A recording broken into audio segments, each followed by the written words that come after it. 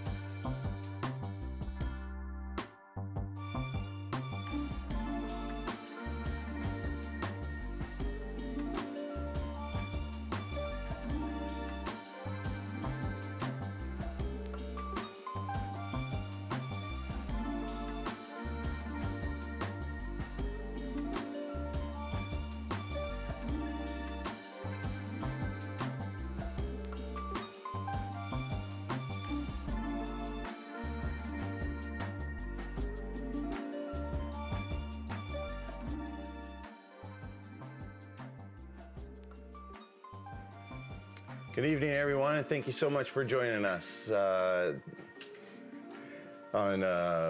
Sharky Waters Wednesday Night Dive, where we dive in with a shark. I'm your host, Dom, and behind me with the scenes, as always, is Tor, our producer, and Jacqueline, our creative director.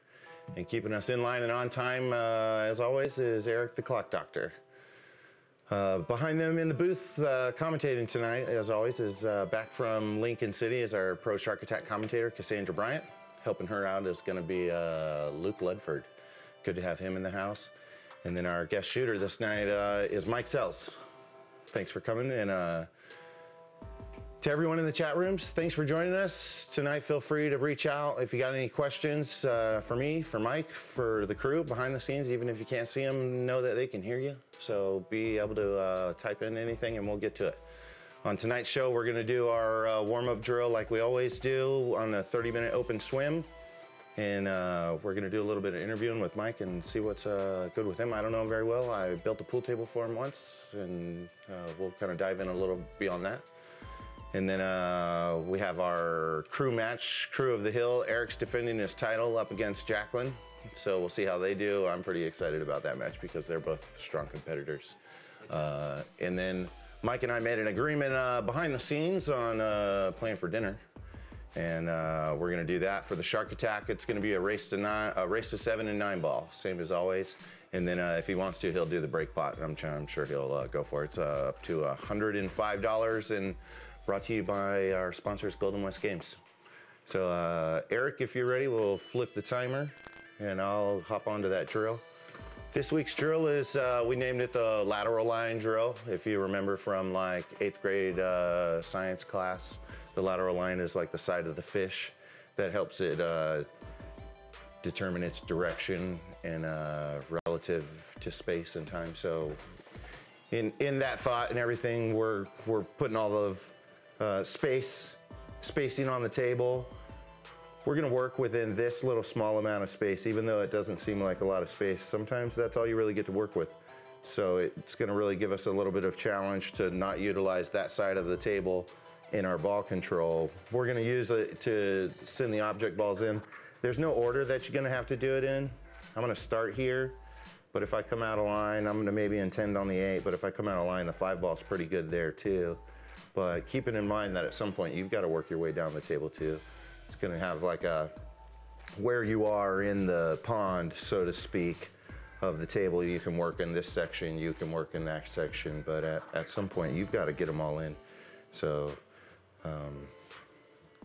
very similar to some of the other drills that we've done. Same type of like following off of the bounce. It's a little bit like episode 1's L drill. But again, like with the limited space on this side of the table. And you know how the format of your pre-shot goes, aligning up your body. Start taking a look at the angle of over here. Imagining our ghost ball here. We haven't really spoken a lot about that, but assuming a lot of the people watching know what the ghost ball aiming system is, we're imagining the cue ball just perfectly right here that lines up with the very last back point of the object ball that lines up with the target pocket that we're going in. And so if you can imagine a ball here, we're gonna make the cue ball occupy that space. Alignment, that's always key. I haven't done a lot of checking of my Q-tip, but that's always key. Make sure your tip is chalked, make sure that's shaped well. Your footing, your placement. Quiet the dialogue in your mind. Sometimes misses happen, just reset it back up. Kind of take a mental note on what it was. I hit it too thick. I've been doing that a lot lately. So I'm gonna. When you say you hit it too thick, Yeah, I was thinking, this is the straight line. This is like, call it dead in the face, where the right side of the cue ball is aligned up with the right side of the object ball, and the left side is lined up with the left side and the center to the center. And the further off I get from that, so if I'm gonna hit it thinner. It's called going thinner and thinner until it's so thin you miss it. So thick means I went too close into the aiming point. The aiming point was more over here, and I should have been more over there. Does that make sense, Eric? Yeah, exactly. Thank you for that. All right, I'm gonna give it another go here. Mike, do you do drills at home? Not as much. Tend to play a lot of races and games more. Yeah. I should though. Did you guys hear that Mike has a 9-foot table and a 7-foot table at the house? Yeah, I was talking to him about it before the show tonight, and it got me really excited. Sounds like some beautiful tables. Okay, so if this were the L drill, and I was gonna try and stay in line and go to ball to ball to ball, I'd have been like way short for that corner pocket. And I was going for trying to get back there, but I just shot the ball short because we're warming up and it's warm up. So I'm gonna readjust the plan here and put it in the side pocket. And the way the angle is here, I've got to get down here. I'm gonna travel down table a little bit with the cue ball. It's got a pretty natural angle to it.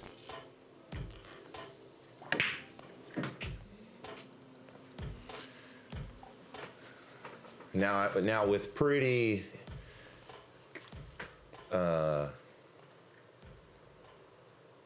face-to-face angles. They're not too far off from being face-to-face. So almost straight on. I've got the 4 ball, the 1 ball, and then not too thin as the 5 ball.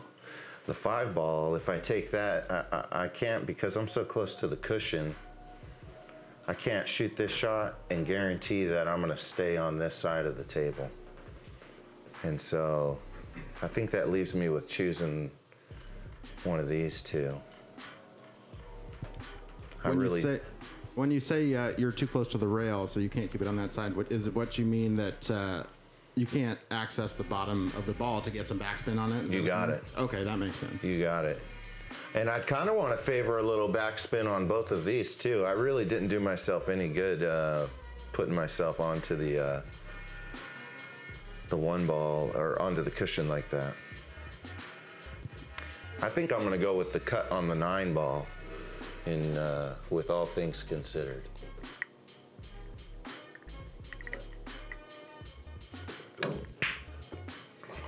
Nice shot.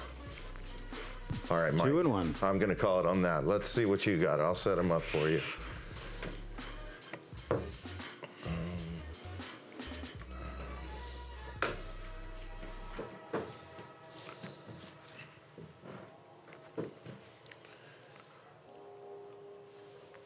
I've only been doing drills like frequently as of recently, and a lot of it's the inspiration behind the show. But I played basketball as a kid. I'm sure it helps your game for sure. It does. It's like that muscle memory and stuff. It's like super crucial. I think I've got you pretty close. All right, here you go. Let's go ball in hand too. You can start wherever you like. I might as well start right up the middle. That might not be a bad idea. Clearing the middle ball.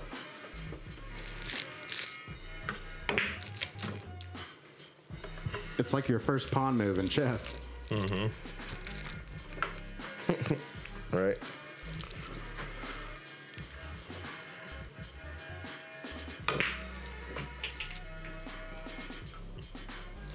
Same with that rail problem. Yeah.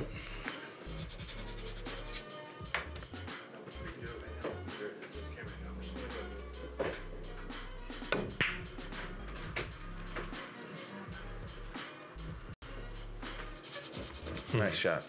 Thanks. Yeah. I guess like you just told me that the score. What happens if you hit one of the balls out of line? Do you? Let's leave it. Okay.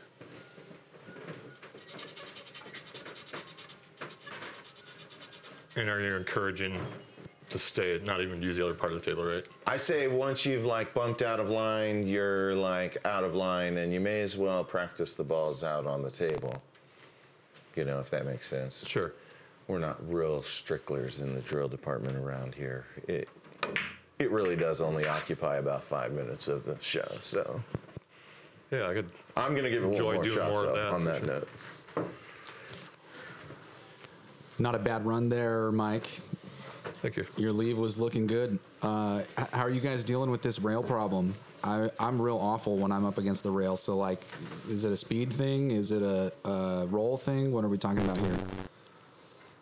Yeah, I think that you just got to really make sure that you're focused on getting a crisp contact point on your cue tip to the cue ball, and really monitoring like a zoomed in perspective of your follow through, because you only have just the little top of the ball to hit, and that can make it really difficult to hit and stay in proper aim. You were talking to me earlier about making sure and keeping that cue nice and level. Like a lot of people sometimes, when it's against the rail, try to jack up the back to get a better angle, but that just invites trouble. Yeah, I think that happens a lot of the times from people because of their, and I've been noticing in myself and watching on some of the shows and looking at my own posture, that I'm a tall guy, and so I'm often like standing too tall, and then I'm trying to get a lower elevation on my eyes, and when I do that, it like affects my shoulder work back there, and so it's funny how you can have like focus on improving one thing and then create like a totally different symptom in another department that you have to monitor as you go. I'd like to work on my mechanics a lot more. I've definitely developed some bad habits and haven't played enough, league pool or different things to play with the right people. You know. What's your pool background like when you say the bad habits? Where did that all come from? Where'd your I started. where did playing, it all begin? I started playing at about 10 years old. I had a lot of friends that had tables and grew up in Wisconsin, and there's a lot of bars that you could, in that state, you could go in and hang out and play pool. So. But I really didn't play much league until 7 years ago here in the Seattle area. And I've had my own table for probably about 15 years now. Yeah, but 7 years of league so far. Yes, pretty much. Which leagues? Mainly BCA out of Burien, Good Time Ernie's. Shout out. Yeah. And a little bit of APA, 9-ball.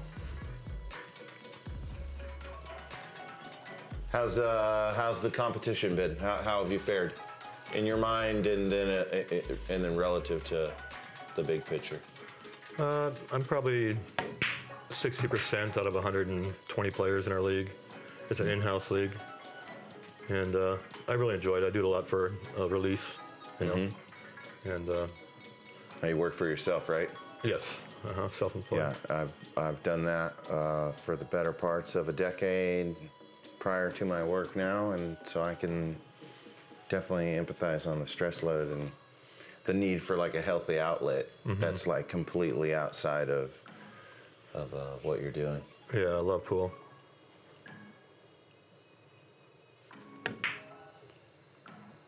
Oh, I really needed to make that one though. I should. You know, I think even that 6-ball would have been tough. I wasn't doing myself any favors. It really is. I think higher end players, higher rated players, that they're probably really focusing on, for one, making sure they don't get caught on the rail, and then two, utilizing like some bottom inside English, like really coming in and then staying, and then not hitting this rail for as long as possible, you know, coming in this way. And then I think the longer you use the angles in and out of here, the more this, the easier, the kind of more advantage you have in Yeah, it. at first I thought about just drawing every shot, you know, trying to draw it back. I was but- doing the first like 3 or 4 I got through by doing draws, and in my head I'm thinking, you know, in this like, again, like putting yourself in the mind of a pro player or Right. something. They're probably like, look at him just using only backspin, you know. I agree. All right, on that note, you give it one more try. Let's try and stay off the rail and give us something different, and then I'll throw a rack together. Yeah, I think I was on the rail most of the time. So what's the work? We do parking lot painting and road painting and signs and such for. Go this way, go that way, do Yep, this, don't yep, that. Yep. My son and Can't I. you read the signs? Yep. So basically construction. Yeah, Our 6th year, we're doing pretty good. keeping people in the lines. Yep. I totally object to all of that, but I appreciate the work, I suppose. I remember a story about some people inventing a new font by painting the letters on the ground and then scanning them in. And then, so they invented a new font basically from painting. It was it's cool. It's a cool idea. Wow. Nice shot. That was a good shot. Thank you. Now, have you seen the crosswalks that look like floating blocks? They're like three-dimensionally, like murally drawn onto the ground so that they have Oh, like so. shadows. I haven't And seen. they look like three-dimensional long blocks that look like your car is going to slam into. And it makes people really slow down on their approach to the stop signs Oh, wow. and crosswalks. I know they do some pretty interesting things in Europe with markings. They have lighted stuff inlaid in the ground and everything. But no, I haven't seen those. I'm gonna send you a link over the interwebs that shows you to it, and if you can get any contracts doing those, Oh yeah. I want in on it. Yeah, you got to change with the times for sure. Go with what's going on. Yeah, that would be really fun. And I think we live in a lot of people. I suppose a lot of people who are watching the show probably don't know Tacoma very well, but like very artistic-driven community and area, and it's a big part of what we're trying to help promote by we're having like local artists come on the show every once in a while. Jacqueline is definitely like a promoter of the art scene around here and like great. heavily involved herself as well as Tor. So the whole city is behind it. I've always thought they're really cool. I suppose I'm just a fan of those like 3D perspective Oh, art pieces. sounds very interesting. Oh, I did a diamond table today that was a 9-foot Pro-Am, which has 4 1/8 pockets. And the gentleman who bought it wanted to play a game, and so like, of course, we're playing a game, and he shoots a shot that's coming in at like this angle, give or take a few, and it's like object balls right here and cue balls right here, and he like walks up like he shoots at it and he misses it like that, and I'm like, well, with all due respect, sir, are you know. One of those pockets. It's like, he wasn't upset about it. He was like really pleased and happy, but I was just pointing out to him, like, if you look at that, like, as your perspective from here to here, like right about here, that is like only big enough for a ball. You That's know? tight, Here, yeah. you break. They're super small. Yeah, you did a great job on my 7-foot diamond. What size were those pockets? I can't even remember. I'm not sure either. Well, thank you, though. I have a huge love for this game, and on like a philosophical level, it's like my duty, yet my honor, to like build spots for people to play this game. You know what I mean? It's like, and not in like a. In as selfless of a way as it could sound. Like, it's like my gift to you and your friends, for that table to play well. And Yeah, I really appreciate it. yeah, totally. It means a lot to me that it does, that it plays well. And that It you helped guys us get enjoy it. warmed up for Lincoln City, to have that for 2 months prior. Tell me all, because I remember you even saying that was the intention and why you had ordered it and all that, the timing. How did your team and yourself do? I only played singles. I actually didn't plan on going till the last minute. So I just got into the money. I got 33rd. I think there's 167 players in my silver division. Silver division, 133 people, and you got There's 167, I think. 167. And I got 33rd. nice, Just got into the money, barely. super strong. Yeah. There's a meme out there that says, just one short of the money, story of my life. It's like, saved in my phone for like appropriacy because it happens, man. It was a great time though. That place is a lot of fun. Did you get any beach time? No, not really.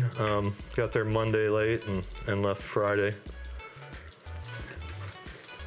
And the weather was a little bit chilly and windy in the first couple days. Yeah, the beaches here in Washington are rough in that regard because it's always so breezy and almost chilly. And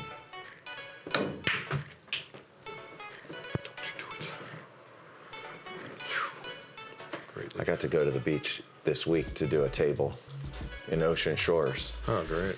And I've lived here for 13, 14 years, and I've been to Ocean Shores like several times, you know, pack up the family and we're all gonna go, and all like within like reasonable time frames of the year and season, thinking you're gonna like have a like beach holiday, and then you get there and you like wind up buying your new favorite season's hoodie at the gift store because it's like miserably cold and nobody prepared for it, and we're like, well, this is what we're gonna do this week. We're gonna go buy hoodies at Ocean Shores.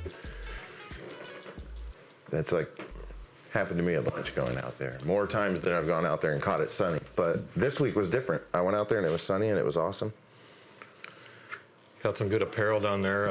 Actually did pretty well in gambling, and so we bought some of the hustling gear that half the people there are wearing. Of course. It's pretty nice gear. Of course.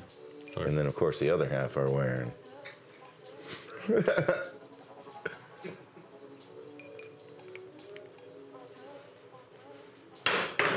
Oh, nice. Great job to both those camps of like pool apparel and capturing the market and finding the backing and support in people, you know. Right.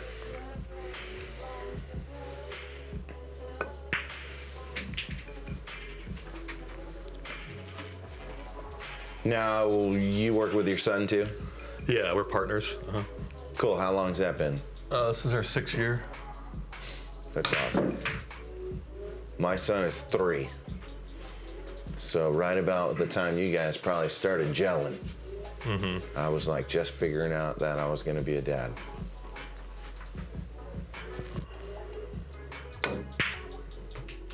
So just a few more years until he's in on the pool business with you, pool table business? Clyde will probably spot you the 7, dude. That's, I believe it. I mean, it's not like that's a wise match for him, but his cognition ability to understand what's a good match and what's not a good match is like not as strong as his understanding of how to play the game. So he'll like go out there talk. Like, I'll get, you know, he doesn't. That's great. Like I I've said, seen he his doesn't know awesome it's a bad table. match, but I'm pretty sure you've seen Clyde with table time. My son, I know I've told you, he's got a 2-foot table, Yeah. 2-foot by 4-foot table upstairs. Yep. He doesn't really like playing that thing though. He's a tall little guy too. So he can play on, he's gonna have that chicken wing style when he gets older. He's gonna have to work through.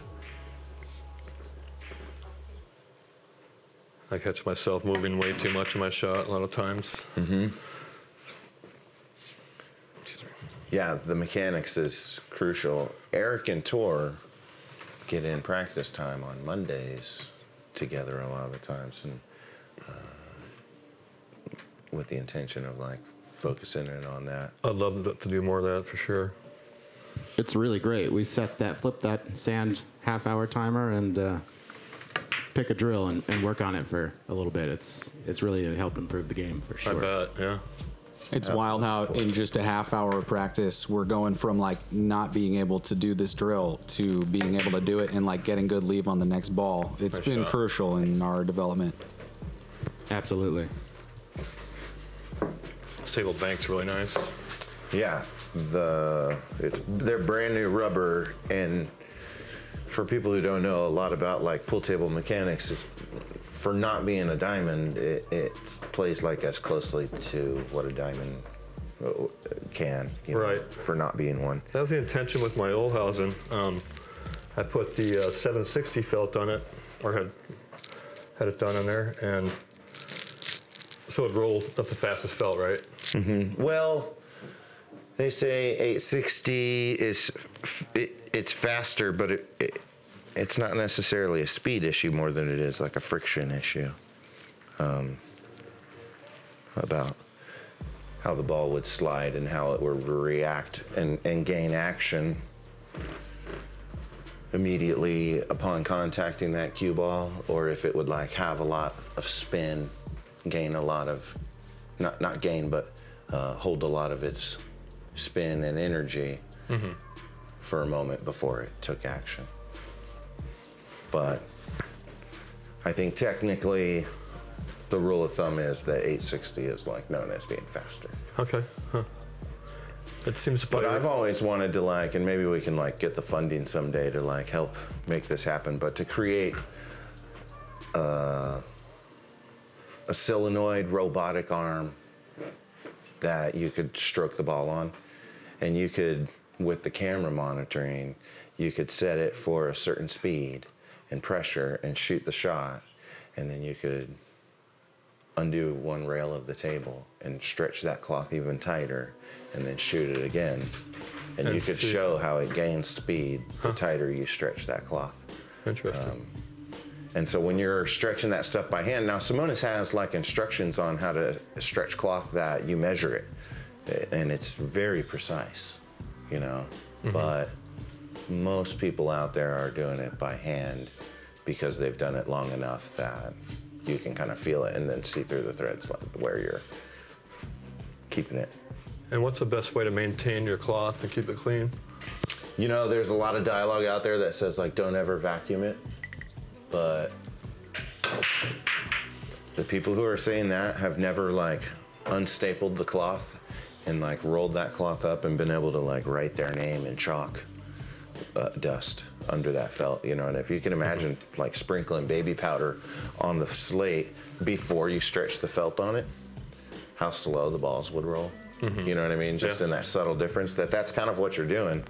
That you got to suck that chalk out of there every once in a while. You don't want to vacuum it all the time, but Yeah, I've done that and used a brush, you know, of course, on the back, a real light brush on it, on the vacuum itself, and then. And then, of course, brushing it like in between games, in between matches, in between like uses of play, sessions of play. You know, John Schmidt is going for the world record. Give a little second to, he started doing that today, and give a second to like shout out to him and wish him like super good luck. 526 balls in one straight pool run is what he's aiming for. And Luke and Cassandra and I were talking before the show about how there's a lot of dialogue this and a lot of dialogue that about the size of the table that Mosconi was on. Willie Mosconi's the man who holds the record, who shot 526 on the anniversary yesterday. So 1954 on March 19th. And the legend has it that he like didn't even miss, that on 526 he like put his cue down and said, I'm an old man and nobody will beat that for a long, long time. Wow. And so we've got like our era's best chances of seeing that be broken happening right now.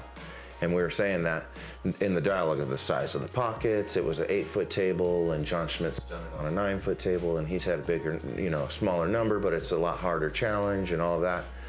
And Luke was the first one to call BS. He's like, BS, you know, it's a marathon, it's the time frame, like 526 is 526, and I like wholeheartedly agree in that.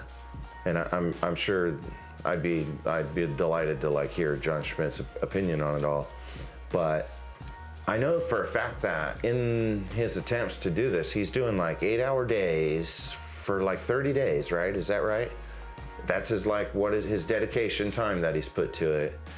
And in the middle of that, there's like times where he's gonna like vacuum the table and clean and buff the balls, and you know what I mean? That's maintaining the table in the middle of your game and stuff like that is, that's like a whole nother level of table maintenance. Yeah.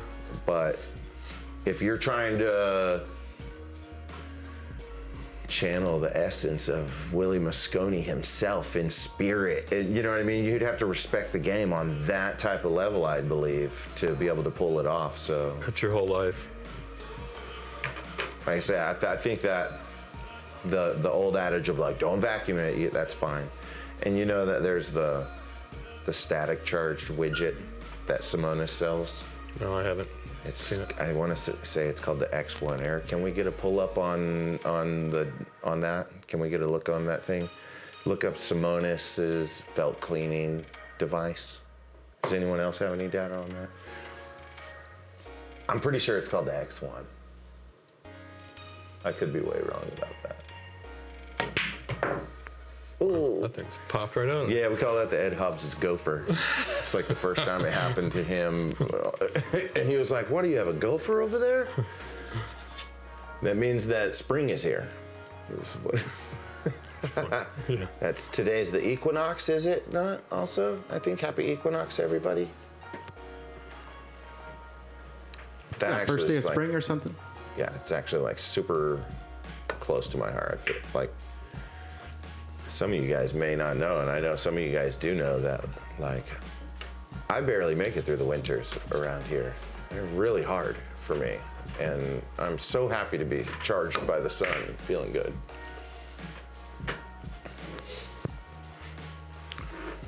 Yeah, this weather's great. Does that make your work way busy? Yeah, everybody's starting to call now because of it. I bet. So less pull shooting. A little bit. I still play. Like I said, we played last night till 3 after our league, and it's nice to have the freedom to sleep in and be self-employed at times too. You know. Oh no, that's not what I wanted to do. Myself and a guy, Will Pearson, is a up-and-coming player. I don't know if you guys know him or not, but he's a really good shot. Did he play in your tournament?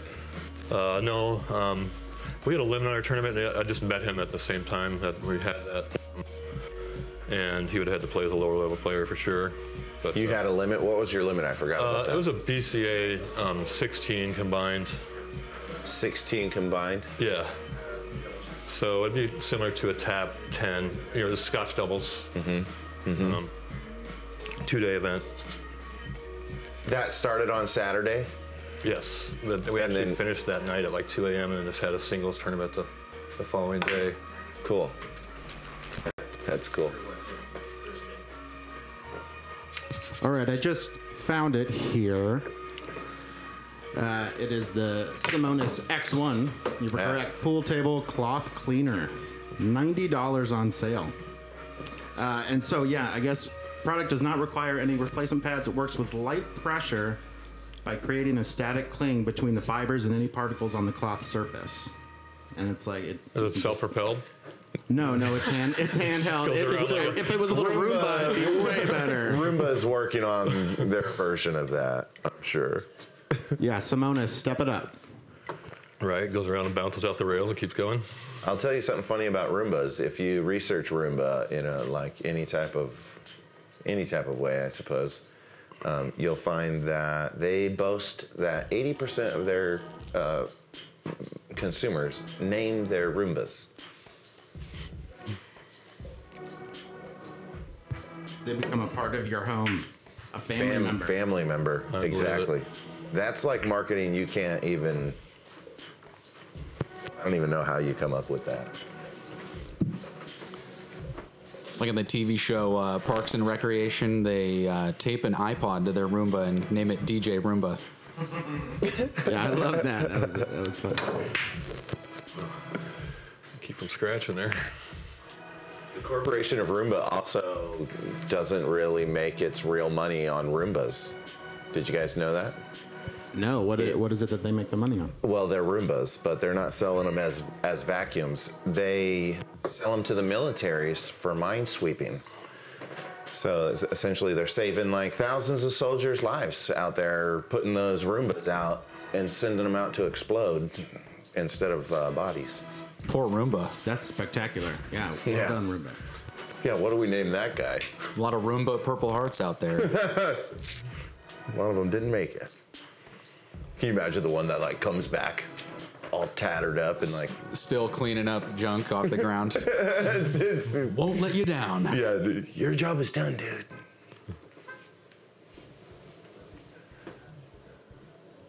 Tor gave me the 5-minute warning like 30 minutes ago, but it's just been this one game. It hasn't been that long. I know.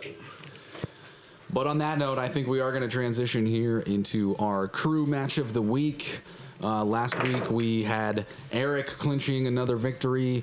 He's going to be defending his title against Jacqueline. So we're going to take a short break here, and then when we get back, it will be the Sharky Waters crew match of the week. Stay tuned, everybody.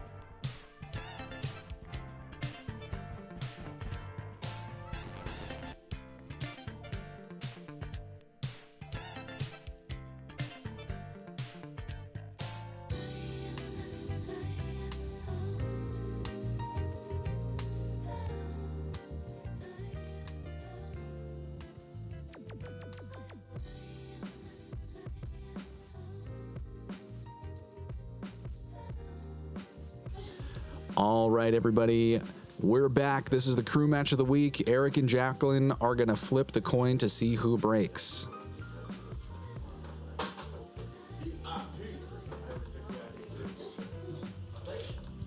It looks like Eric has won the lag.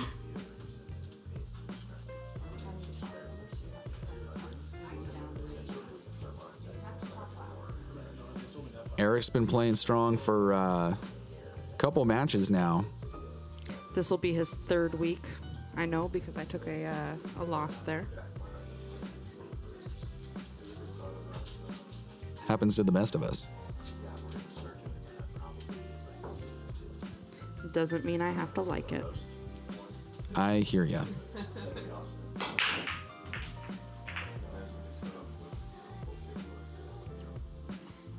Eric came out with a decent break there. It looks like he made a couple of balls. I made 2 balls. Just a very average break, I would say. Just your normal break that you might see at any time.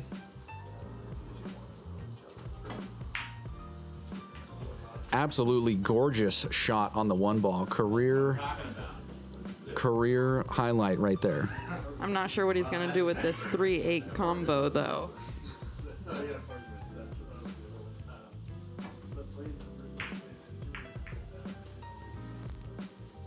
Nice attempt. That was a little bit offset. That 8 was not completely in the pocket there.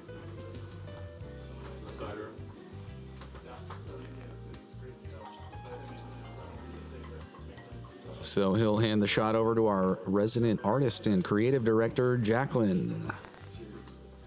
Look at her go, so styling.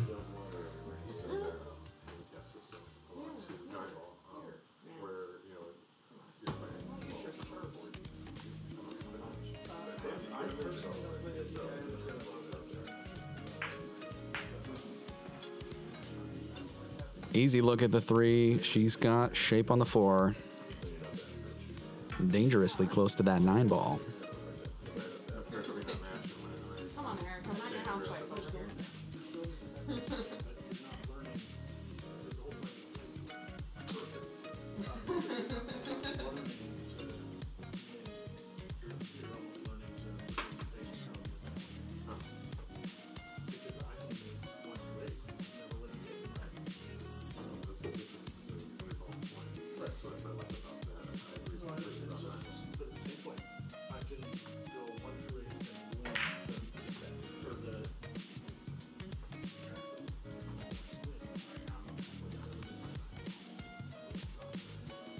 She's able to break him up and get that 9 moving a little bit, but nothing fell that time.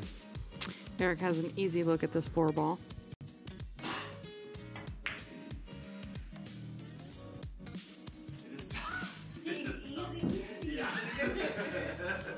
She does that to me all the time. Me? I do not. It is Sharky Waters after all. I just like to do it to Eric.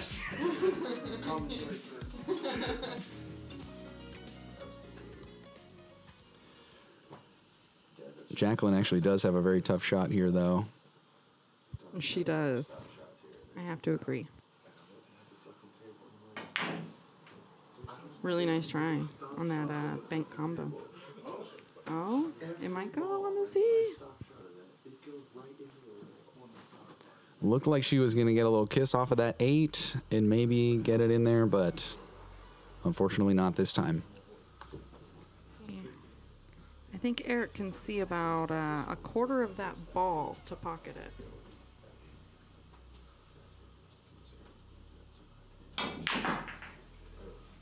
There it is. Nice stroke.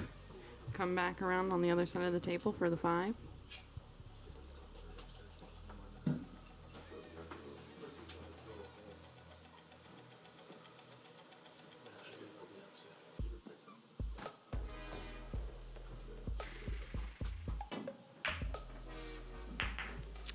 Nice cut on the 5 ball, and he holds it in the center of the table for the 6 ball.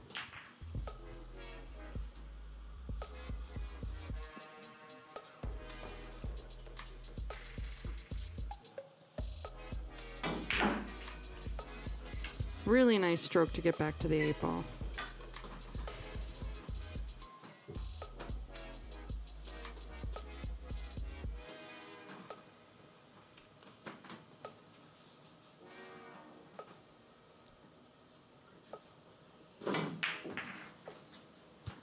A little bit of bottom stun there. Come back up table for the 9 ball. Just a little kiss off the fin. And he pockets that 9 ball. Eric is definitely improving his game, getting stronger every week. That's our crew match of the week. Eric clinches another victory. I think he's currently holding our longest reign of the crew victor. We're going to take another very short break, and when we come back, it'll be Shark Attack time here on Sharky Waters. Stay tuned. We'll be back with you very shortly.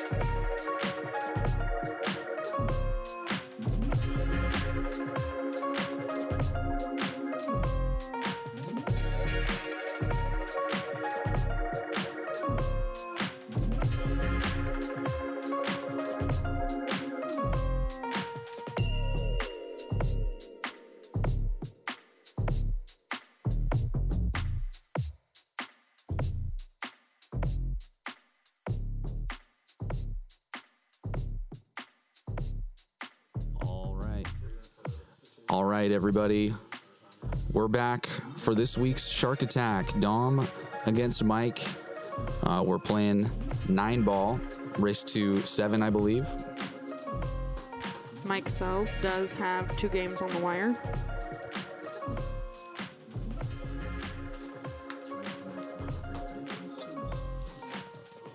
Well, you want to switch out the...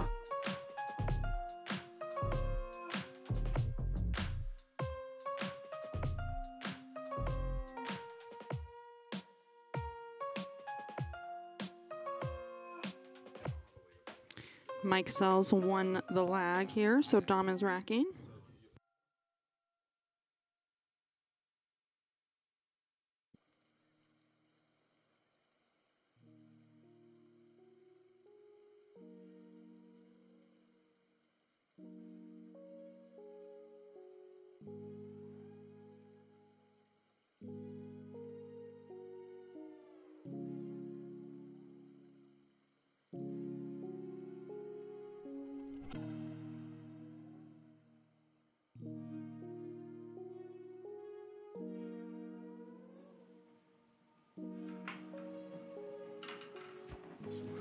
Mike has a boisterous break, but nothing falls.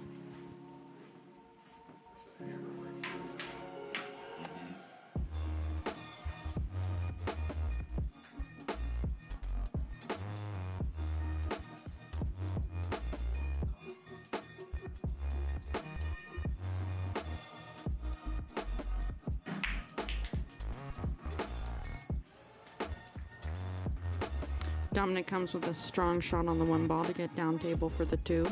He ends up bumping the backside of that 2 a little bit, though. Ended up a little funny.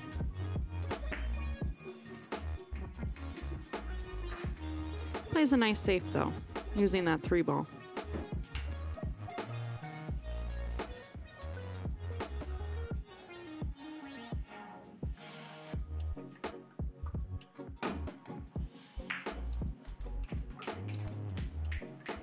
Mike has an excellent kick on the 2 ball there. Pockets that 2 ball. He has eyes on that 3.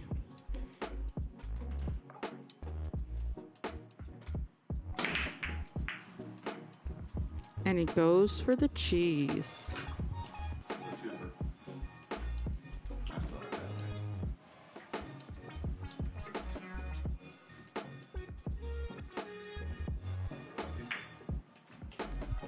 Nice and easy 3 ball there. Comes right to the center of the table for his 4 ball. He's looking at the angle of the 5, see if it goes past the 9 ball. It does indeed.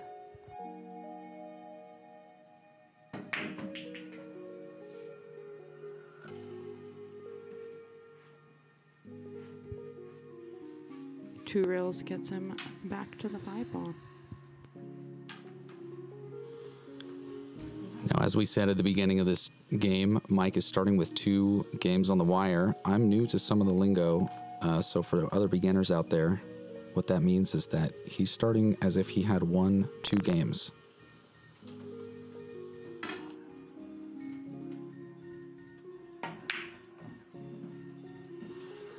That means that Dom will have to win 7 games to be the victor tonight, and Mike will only have to win 5. If you look at the score there on the blue side for Mike, you'll see that 2 games on the wire is reflected in the score, even though this is the first game. Great clarification there. So Dom got a lucky roll on this one, rattled the pocket and ended up playing safe.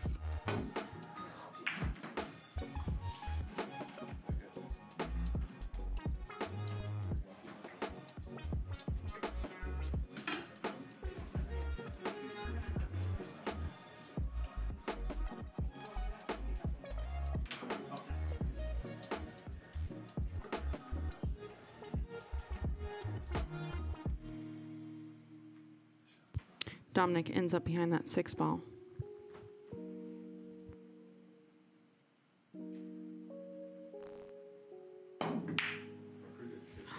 Makes a great kick and almost pockets it in the narrow space between the 7 and the rail.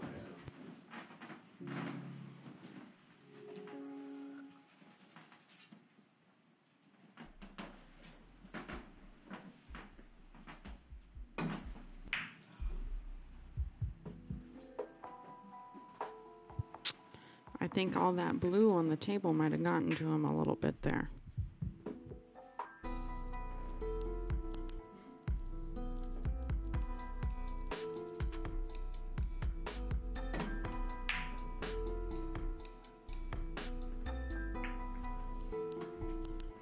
Dominic played a good safe there. It was definitely a timing safe. He didn't plan on hitting that 7 ball, but it worked out in his favor.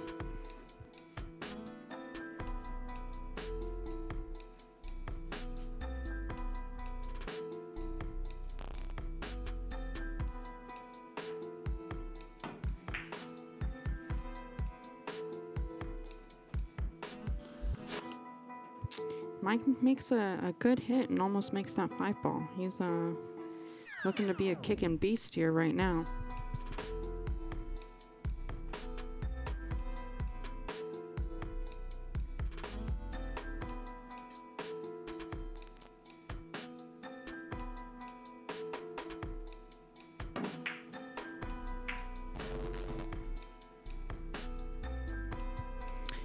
Those narrow pockets are coming out again.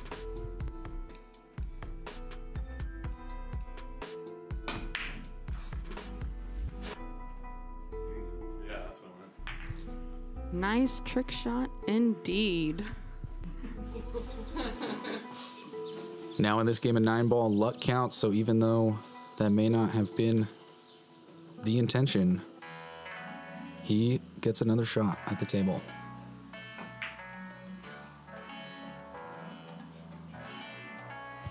Couldn't get lucky twice in a row, though.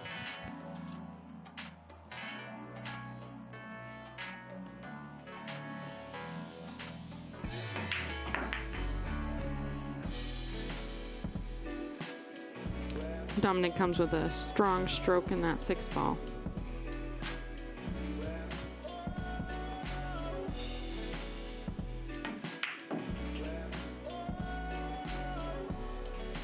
Stop shot is going to leave him a tough bank or a safe here.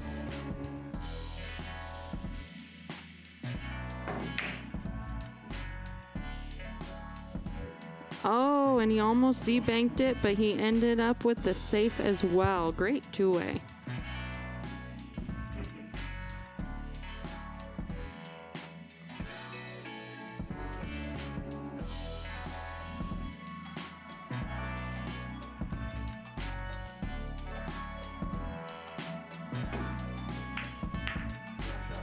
Once again, another great kick shot from Mike. Oh, but it goes 2 rails and into the side pocket. That's unfortunate.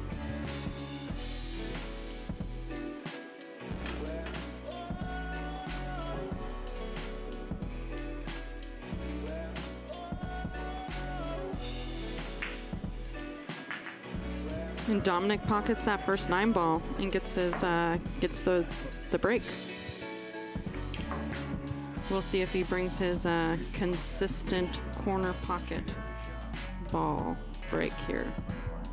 So the score is 1-2. Yeah, you see they're racking up with that magic rack. That little odd-shaped thing underneath the balls has tiny perforated holes in it that the balls perfectly sit on top of. So when you rack them up, unlike a wooden triangle, they all are touching.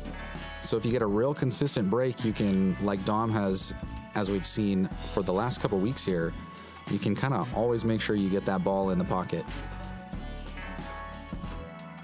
Consistency is key. Those magic racks help. I actually have a couple of them attached to my case as we speak.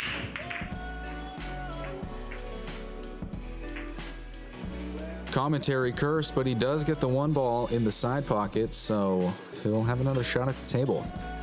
Sorry for sharking you, Dom.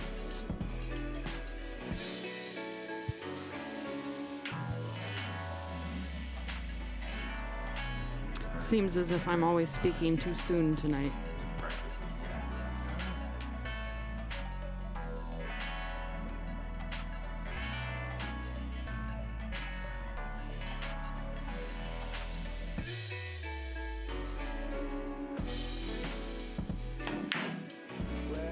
Dominic goes for the bank. He banks it a little bit long, but he didn't leave an easy 2 ball here.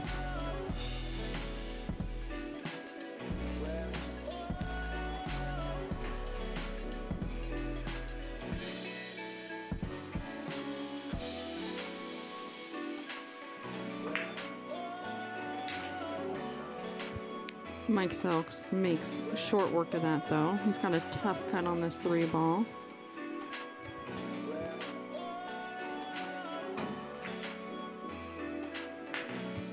And he pockets that one just as well.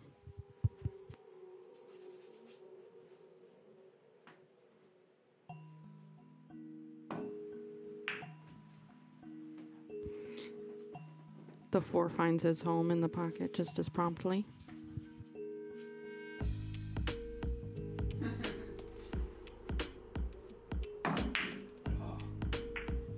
And the 5 sneaks out of there. Did a little skip to my loo.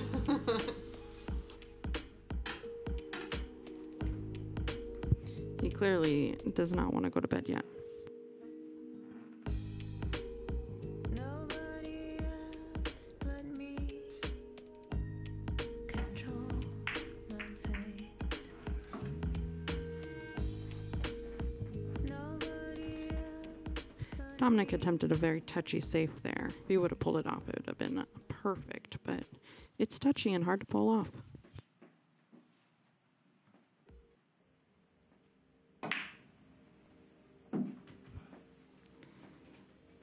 Long shot there for Mike on the 5 ball, but he's just making a lot of things look easy tonight.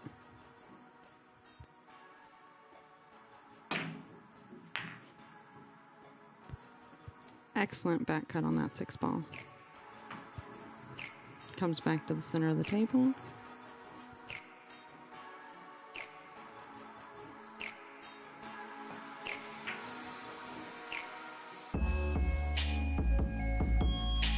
Comes up a little short on that 7 ball.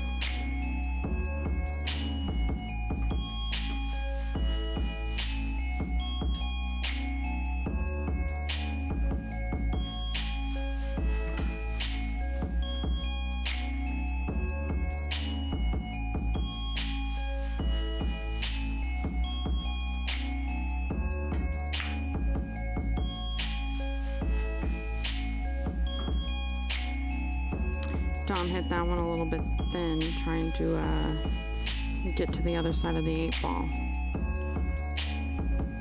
Left a real tough shot for Mike, though.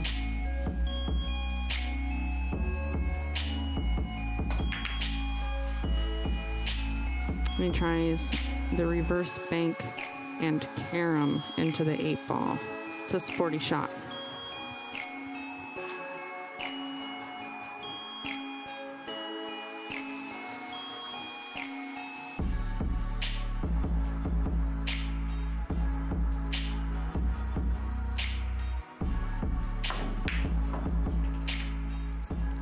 Real nice draw shot. Good stroke from Dominic there. He's got good shape on that 8 ball. That nice little bump.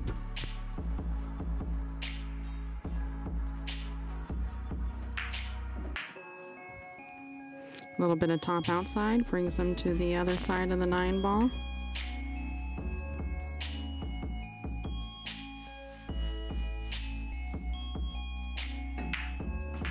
And the 9 goes in. It is 2-2, folks.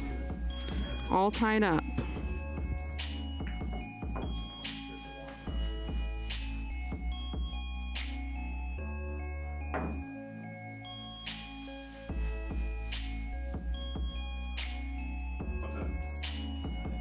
A little bit.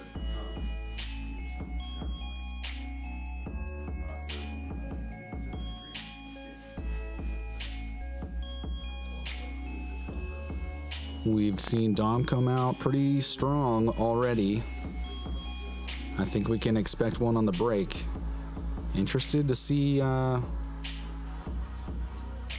Mike gets warmer and warmer to these tight pockets. We've seen even through the drills that he's got some getting used to, but I think he's got it in him. I'm excited to see where the rest of his game goes tonight. He's an excellent ball pocketer. We've seen those skills already tonight. And that 6 ball went into that corner right pocket on Dom's break.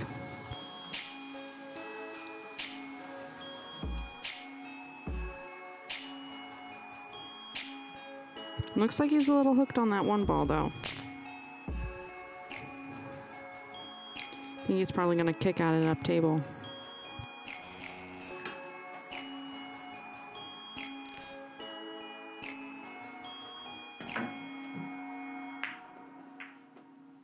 Ooh, great try. Good hit. And it settles nicely on that bottom rail.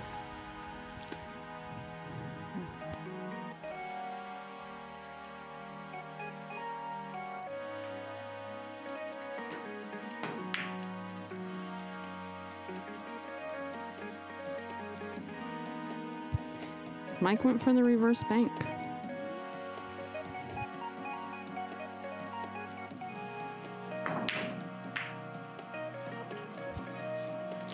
Dominic ends up narrowly missing that pocket, but ends up safe with that 9 ball in between the 1 and the cue ball.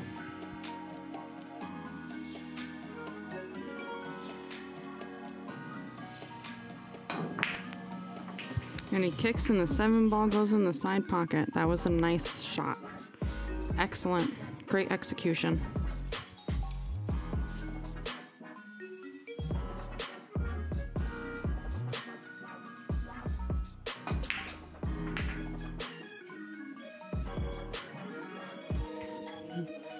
The 1 ball finds its home, and he's looking at the 2 ball right now. A little bit of follow, and it should put him in a good shape for the 3 ball.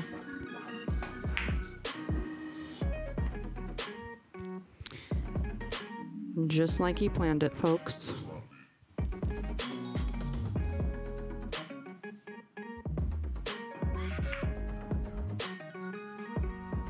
Ooh, barely hit that bottom rail. Squeaked it out of that pocket.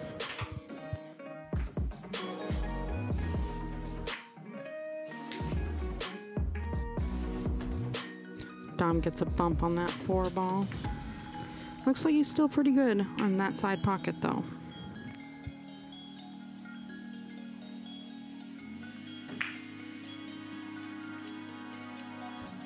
Gets a nice setup with some bottom English for the 5 in the side there.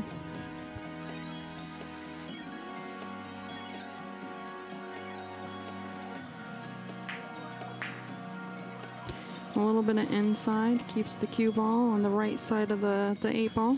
Take it down table.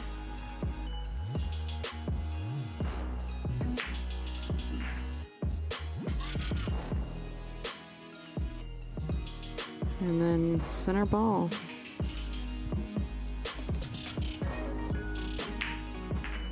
Really nice finishing out by Dominic. He's coming out of the gate strong tonight. That's right. Dom's got a lot of momentum behind him. You're seeing him immediately know what he wants from his shot and then taking the time to be patient and make sure that he's getting leave on the next ball. And it's that kind of dedication to doing the same thing, the same mentality every time he steps up that's netting him these 4 or 5 ball runs here. Great work from Dom. And we've seen some great momentum as Mike has started to pick up some speed too. Really looking forward to these next rounds. Absolutely. I'm in 100% agreement with you.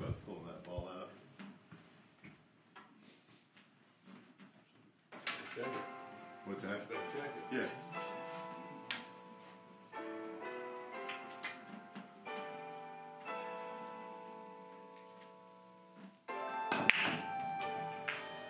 It's 3-2 in this shark attack as Dom gets that patented ball in the corner. Was the 6 ball 6 again. balls down. I believe that's still patent pending. Come on now. That's right. We're in discussion with the pool lawyers. I would think that you would have to take that up with the pool gods. I mean, wouldn't they be the ones to decide whether or not you could patent that? Is that where the patent office is nowadays? Yeah, you gotta. Pool heaven. Hey, up there with the best, man.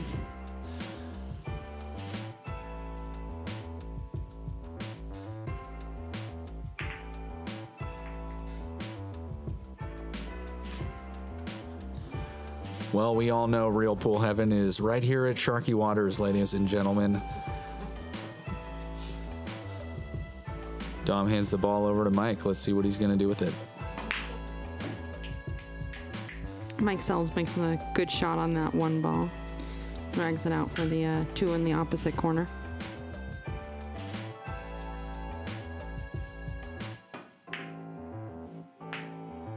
Ooh, and that one thought about staying out of the pocket there for a second.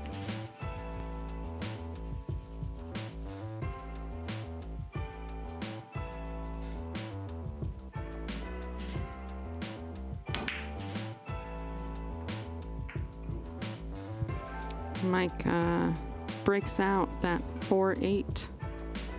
Dom's looking at it, taking his time, deciding how he wants to run this pattern.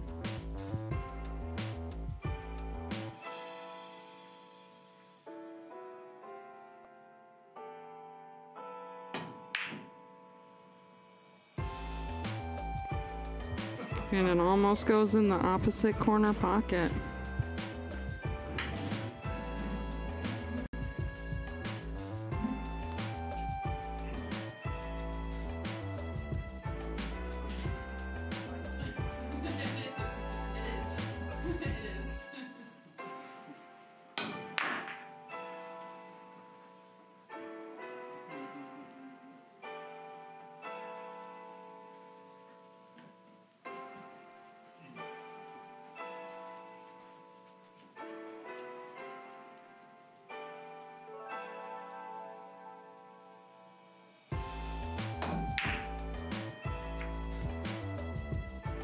Mike Sells tried a combo on that 4-8.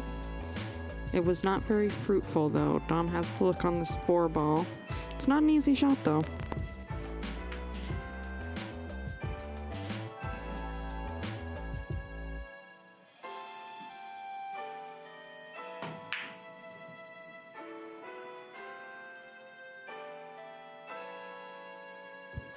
Nice attempt, and he would have had a good leave on that 5 ball.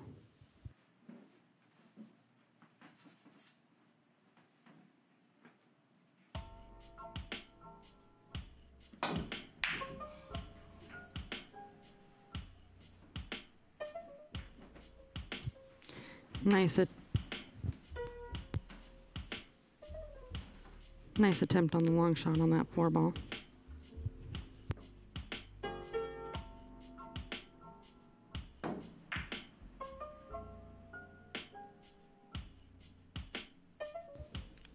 Tough cut. He leaves it even tougher for Mike, I think.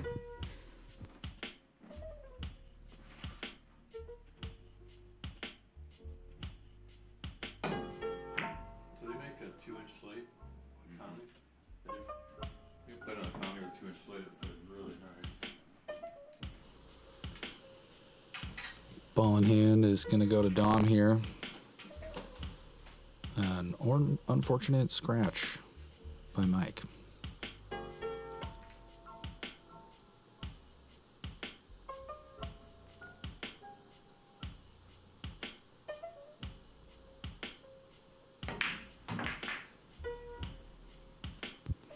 Nice drawback for the 5 ball.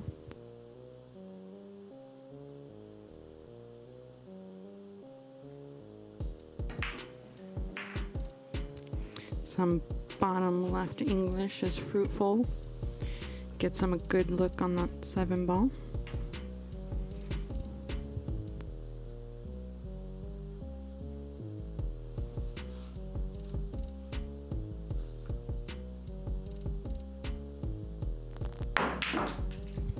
Really nice shot on the 7 with that drawback there. Excellent shot. Nice stroke.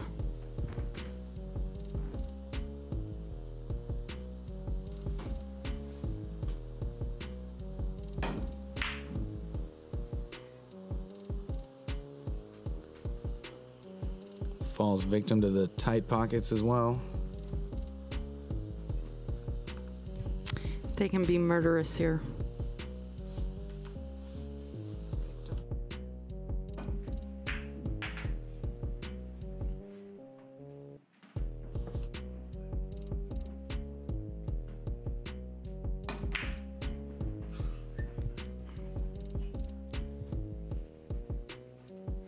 And Mike Sells misses that 9 ball and leaves it on the table for Dom.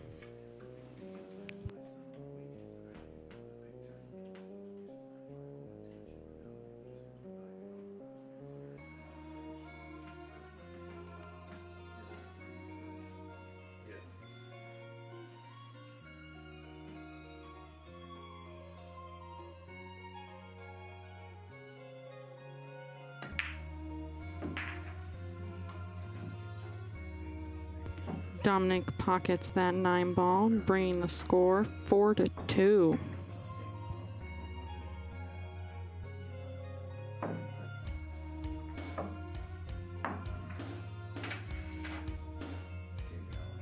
Yeah.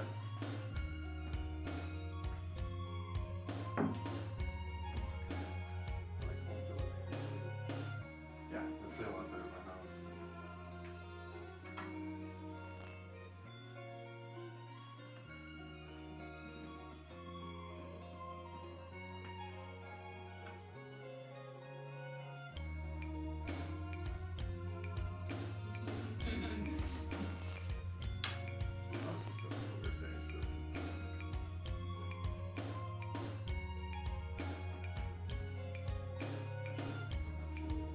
Yeah, we will.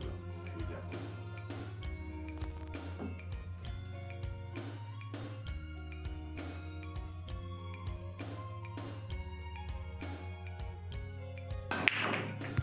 Between racks, Dom and Mike were exchanging some conversation, and Mike has offered to graciously host us at his location because he is looking forward to the home court advantage. So he has 2 wonderful tables at his house that Dominic has personally seen to. He has a diamond 7-footer and a 9-foot Oldhausen. Beautiful tables. So we look forward to making a visit to his place. We hope that you guys are as excited as us.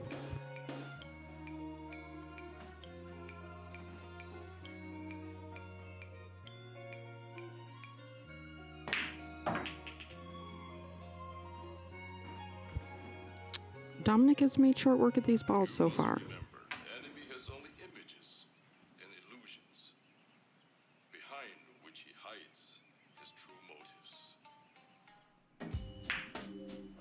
motives. Oh, that side pocket didn't fare well for him, though. However, he didn't leave it easy. That's still a tough shot for Mike.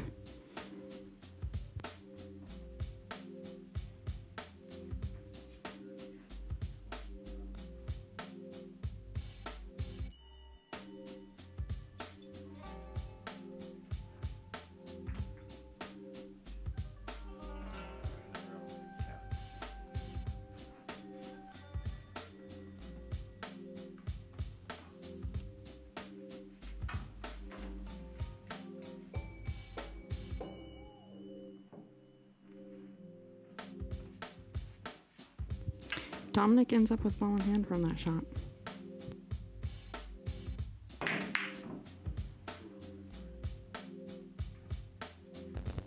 He tried a tough cross bank there on the 4. Didn't leave an easy shot for Mike, though. There's a lot of blue.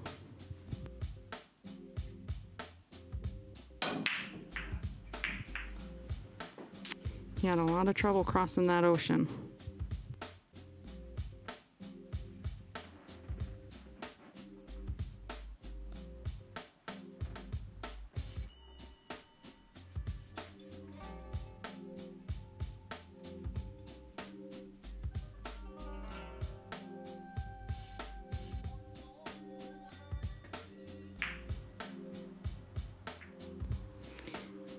Dominic went for a combo with the 4-7 there. He got close.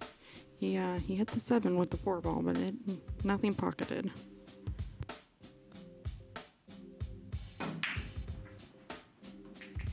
Mike came with a nice bank though. Centuries now, the code of the Shaolin Temple has been preserved. Remember, the honor of our brotherhood has been held true.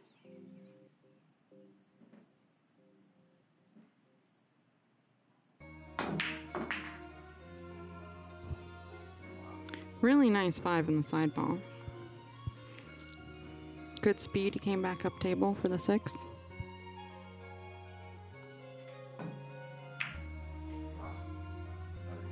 Oh.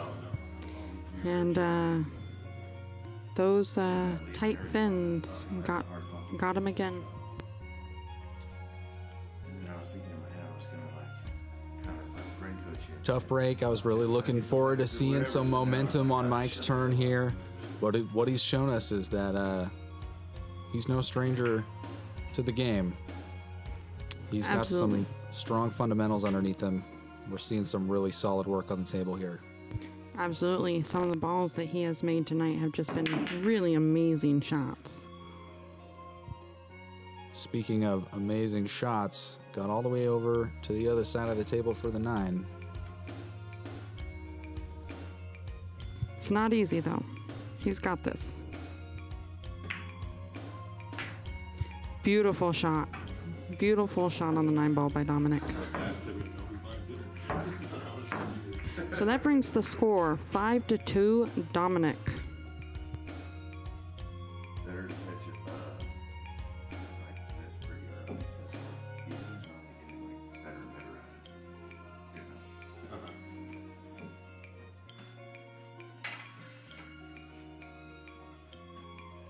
We're going to bring Luke Ledford on here for a rack and see how he does at the commentating.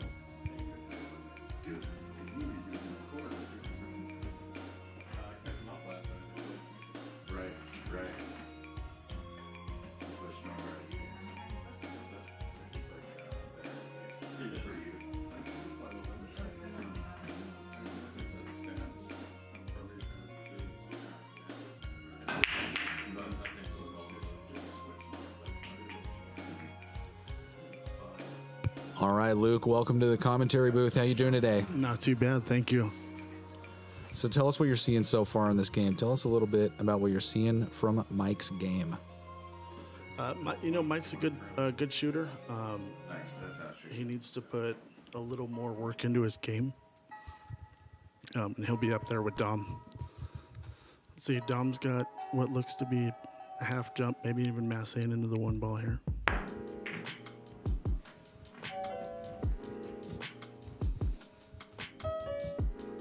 He tries to get safe. Looks like Mike's got a pretty easy hit on the 1 ball.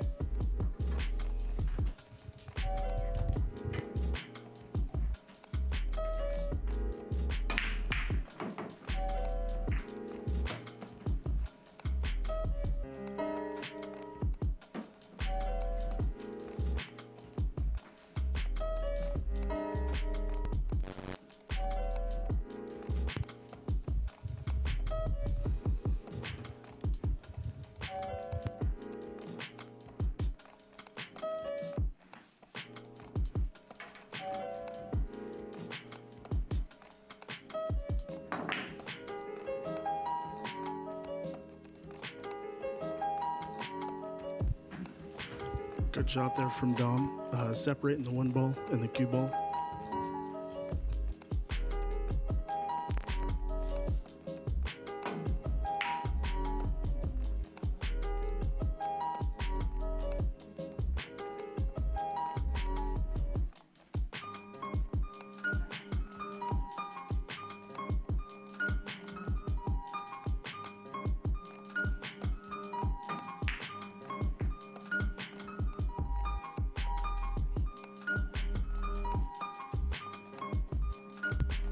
Good safe attempt there by Dom. He misses it. Mike's got an easy hit on the ball, but nowhere for it to go.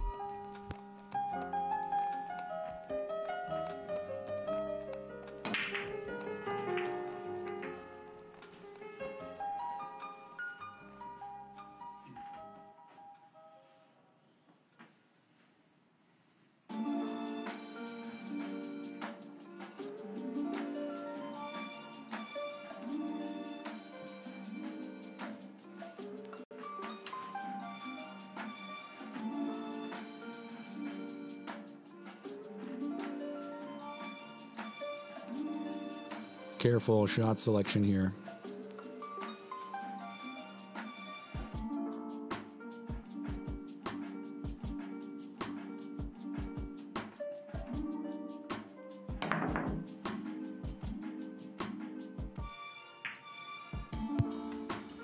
Dom goes for a really offensive shot there with a kick off the side rail and ends up giving him ball in hand.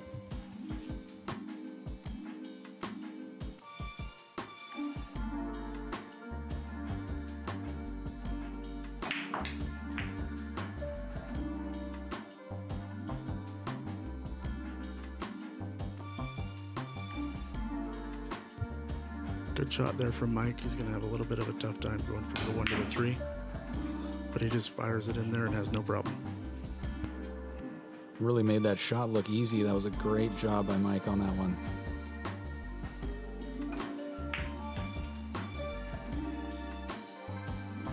Easy work on the 3, good look on the 4.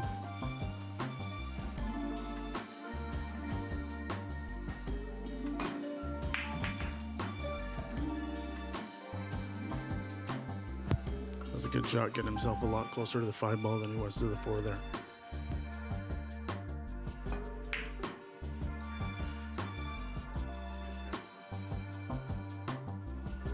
Doesn't quite get what he's looking for on the 5, but leaves a tough one for Dom.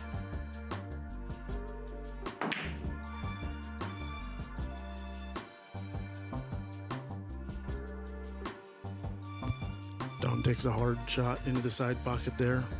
Looks like he leaves Mike a nice easy shot.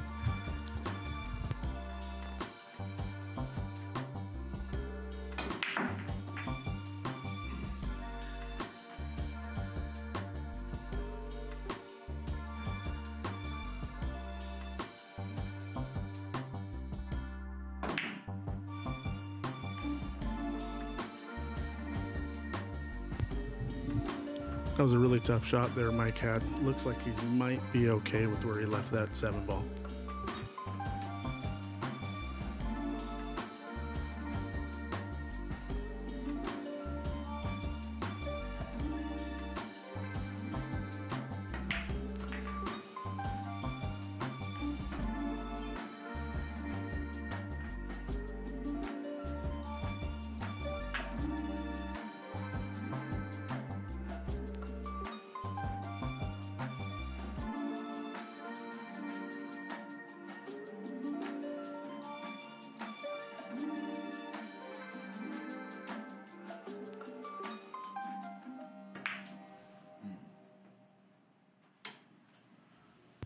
So is this 1 1/4 inch weight? 1 1/4. Which I think yours is like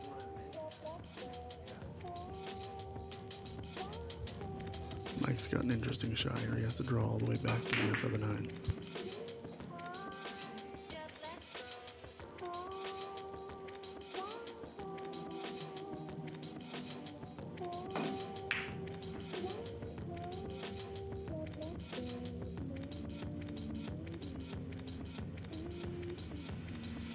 Doesn't quite get what he's looking for there, but he's left a really tough one for Dom.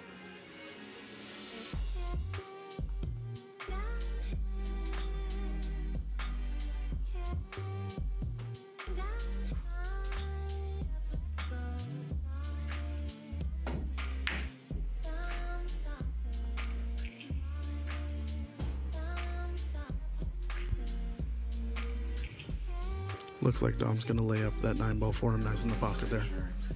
Thought we were going the full yard, and we just ran out of gas. And there we go. A lot of offensive momentum from Mike in this game. Really enjoyed seeing what he brought to the table in that rack. He had a good run. He had a couple 2-ways that he was able to play safe on. Didn't really leave anything easy for Dom. This is the game that we know Mike's capable of. We're excited to see it here on Sharky Waters. That leaves our score at 5-3. As you know, loser racks, so you'll see Dom there putting the balls on the table, and Mike will take his first break. Let's see what his break is like. Second break, actually. He won the lag, and he broke the first rack. Thanks for correcting me. I forgot about the lag.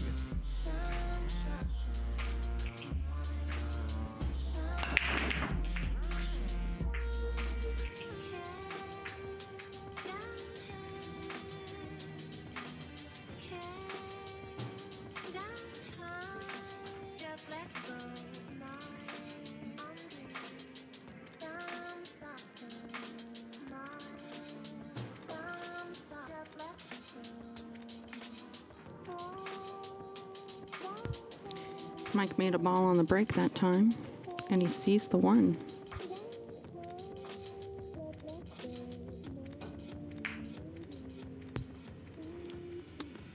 Plays a safety there on Dom. Is he gonna jump, kick, masse? He has a bag full of tricks up his sleeves. I suppose they're long enough though.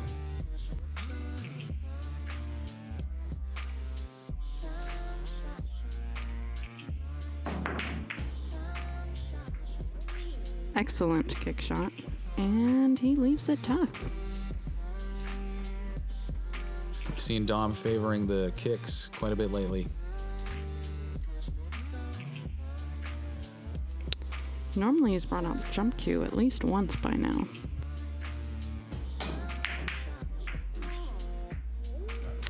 Ooh, and that one ball almost goes 3 rails and into the opposite corner pocket.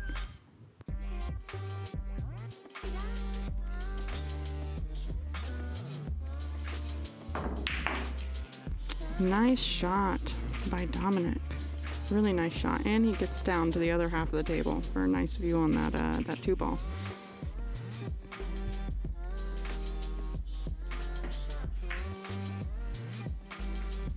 Not an easy ball to pocket though. Just because you can see it doesn't make it easy.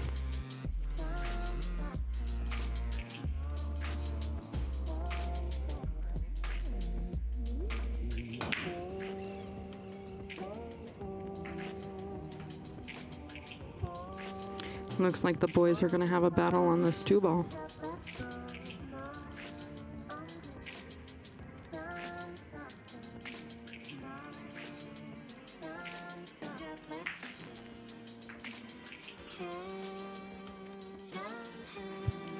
Dominic leaves it just as tough for Mike.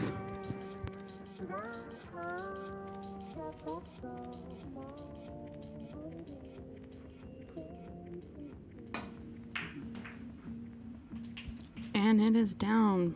Mike makes an excellent shot there on the 2 ball. Does a little dance and went to bed.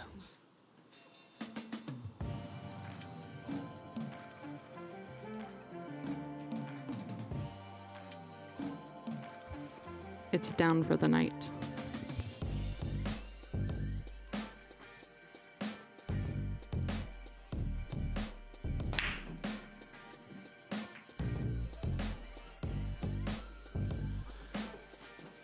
Mike gets a little bit of a weird bounce on the inside of that fin there.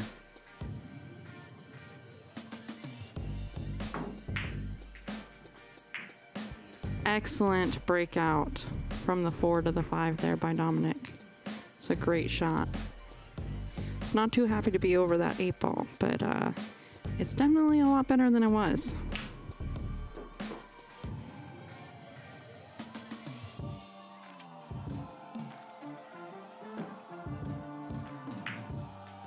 Great focus and speed while he was over that 8 ball to make that 5.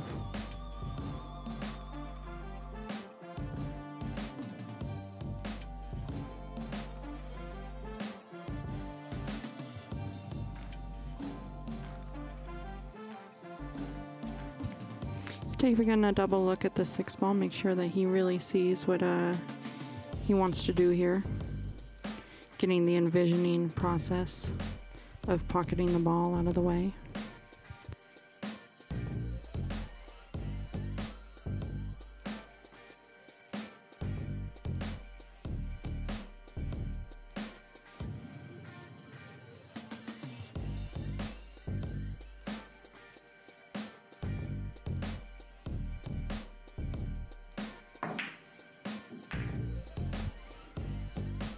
And the 6 ball is in, and he misses the scratch. It was a good shot.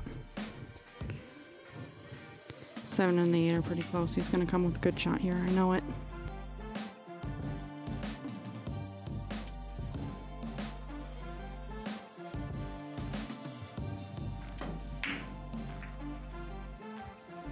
Oh, and that bank just does not want to go in.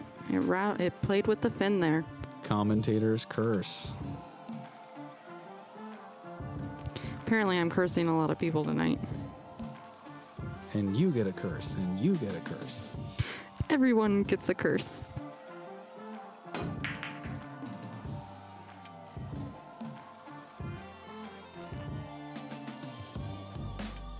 I did not curse that one.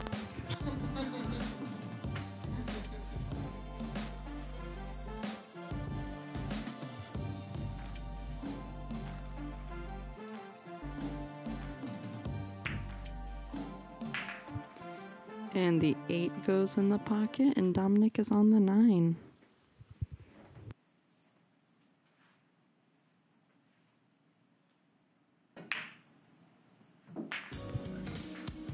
And the 9 went in nice and smooth.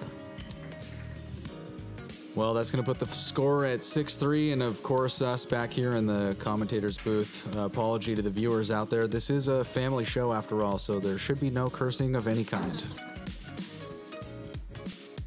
It's starting to make me feel like the Wicked Witch of the West over here. West Coast is best coast. That's what I heard. I have to say that I agree, actually. I've been to the East Coast. It's not as pretty.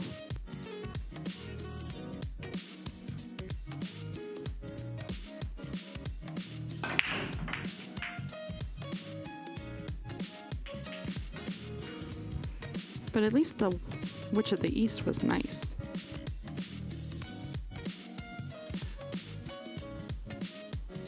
Wicked, nice, and wicked? Oh, no, I'm sorry. It was the Witch of the North that was nice, and the house fell on the Witch of the East. That's right.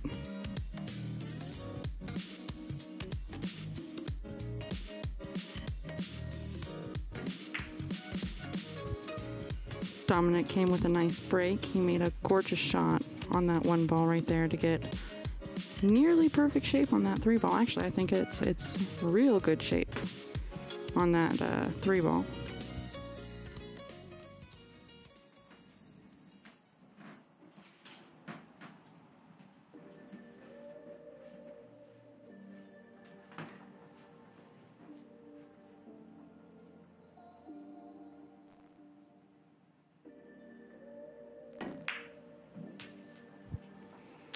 Just a little squirt out there for that 4 ball.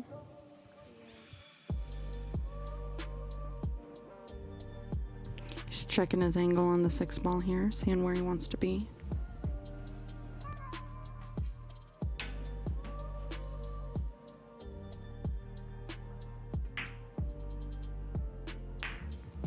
And he rides it forward.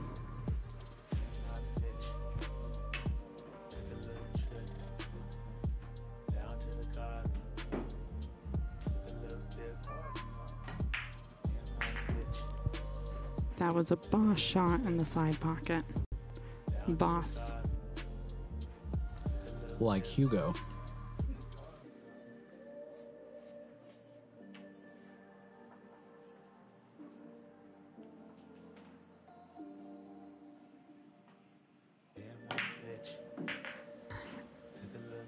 Excellent shot on the 7 ball to get an excellent lead on the 8.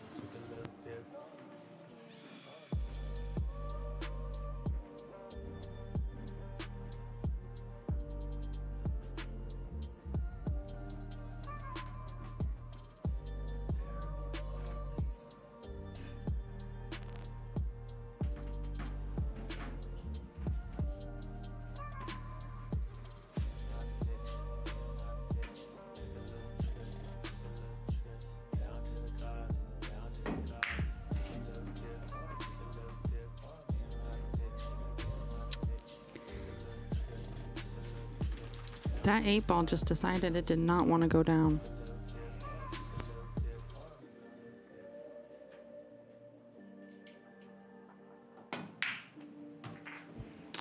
Nice shot on the 8 ball by Mike. Way to get back down table for the 9 ball.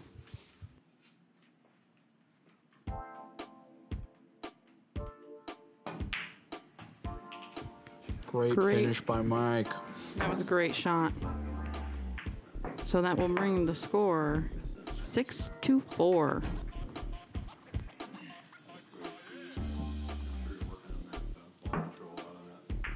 You know, some people work better under pressure, and in these last couple of games, we're really starting to see Mike's game open up. This is some good high-level pool here. Yeah, he's definitely starting to look a lot more comfortable on the table. I think he's definitely looking forward to his home court advantage, though, when we go to his place.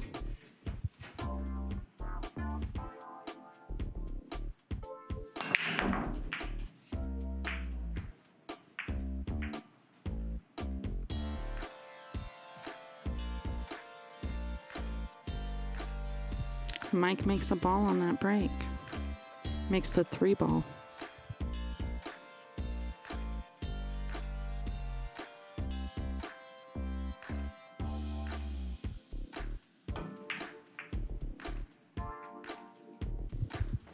Oh, plays safe really nicely there. Buries Dom in that back corner. Behind the 6.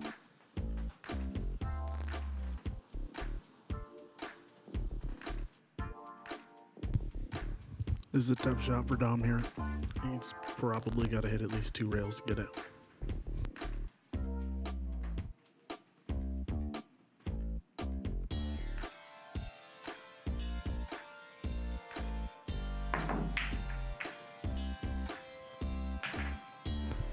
Ooh, great hit, but he ends up scratching in the corner pocket there.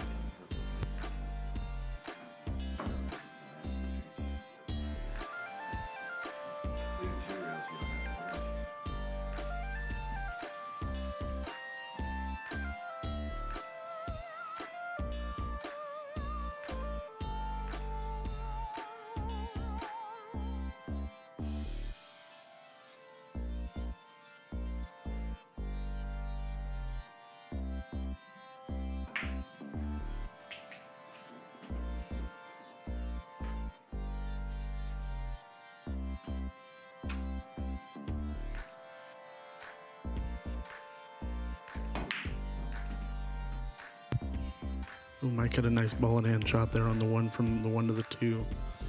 It looks like he rattled the 2 there and left it in the other corner pocket there.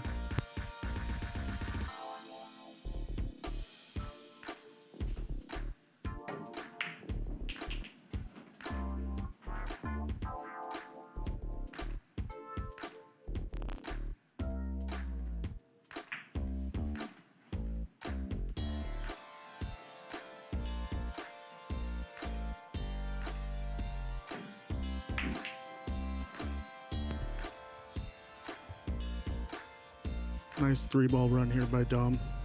Looks like he's gonna get a nice easy 6 ball. Roll up for the 7. Hopefully a nice easy 8 ball as well.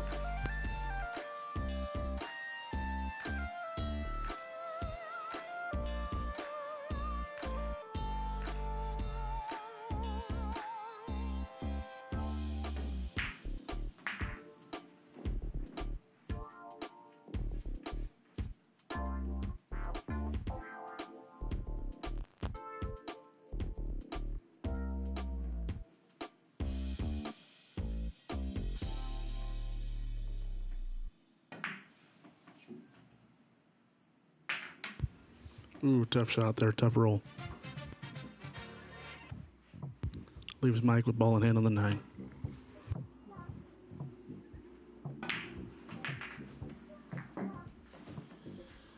We shoot every shot here in the Sharky Waters Night Dive Shark Attack.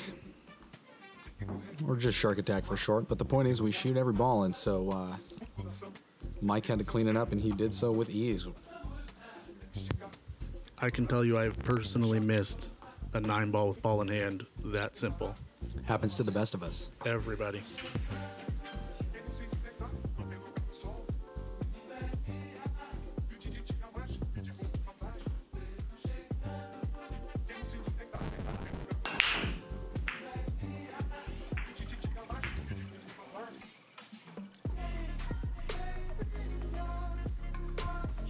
Nice break by Mike there, but it looks like he ends up dry, leaving a nice open table for Dom.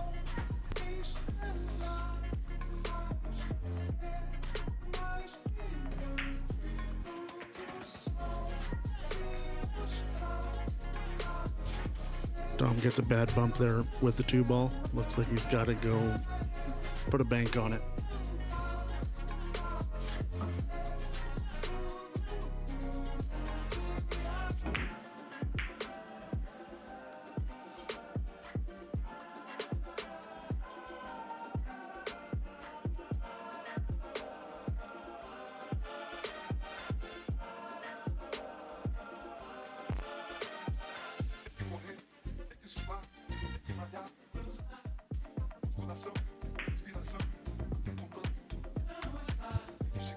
That's a beautiful save there by Mike. Nice easy roll up.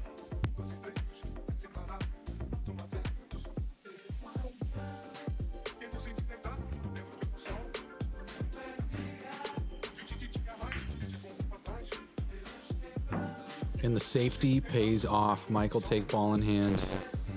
Unfortunate and unusual miss by Dom.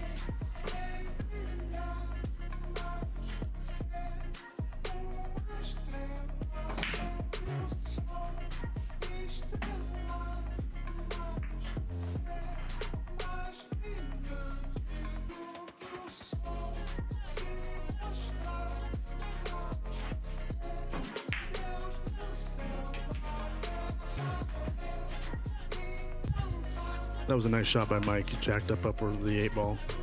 It's tough to even take that ball all the way down the table like that.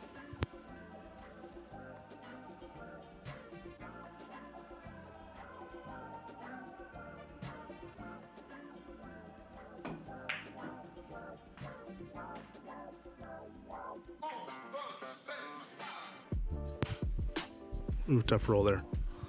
Trying to hide behind the 8-ball there. Leaves Dom the 4-ball nice, easy in the pocket.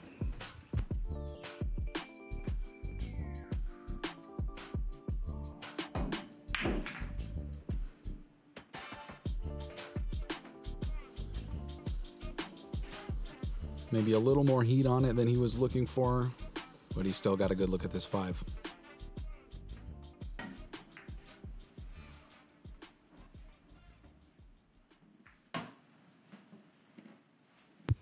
Looks like safety good here by Dom.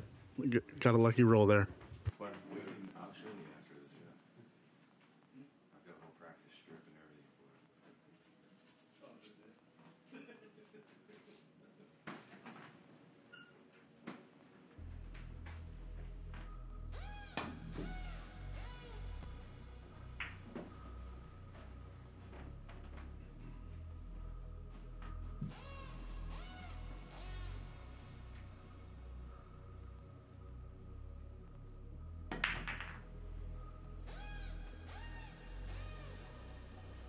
Well, Dom found himself good and safe. Capitalized on the opportunity to get the 5.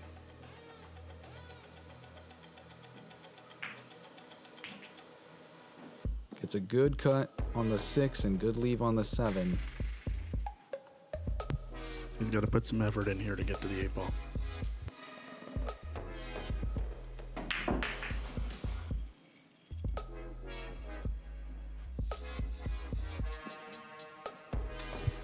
He's in a good spot here.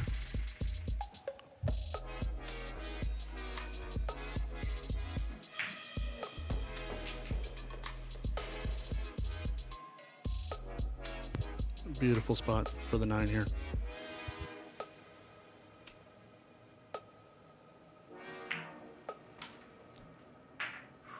Nice out, Dom. And there you have it. Dom wins our race to 7 and 9 ball. We saw some really good play from both players. you don't get the magic right. Now coming up next is the Sharky Waters Break Pot, sponsored by Dom's faithful employer, Golden West Games. Big thanks to Golden West Games for all your support.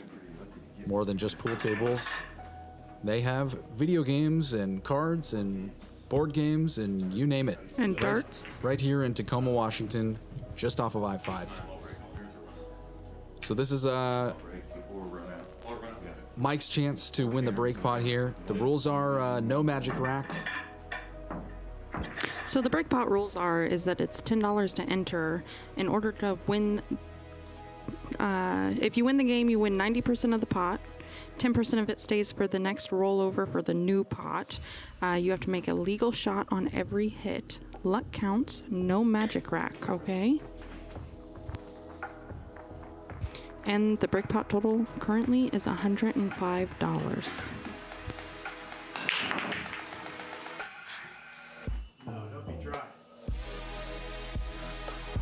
Oh, and he breaks dry. That's unfortunate.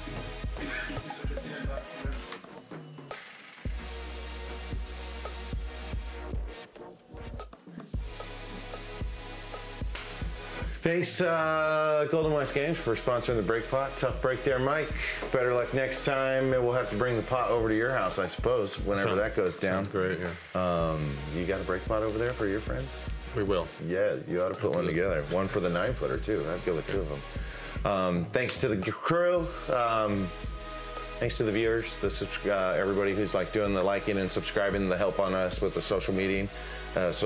We really appreciate all of that. Our upcoming guests include David Lash, and Eric Okerlund's going to get his own show. We're going to learn a little bit about that guy and what makes him tick, so to speak. So tune in next week, Wednesdays at 7 p.m. We hope you get some good practice in with your drills. Remember, perfect practice makes perfect performance, and enjoy peace.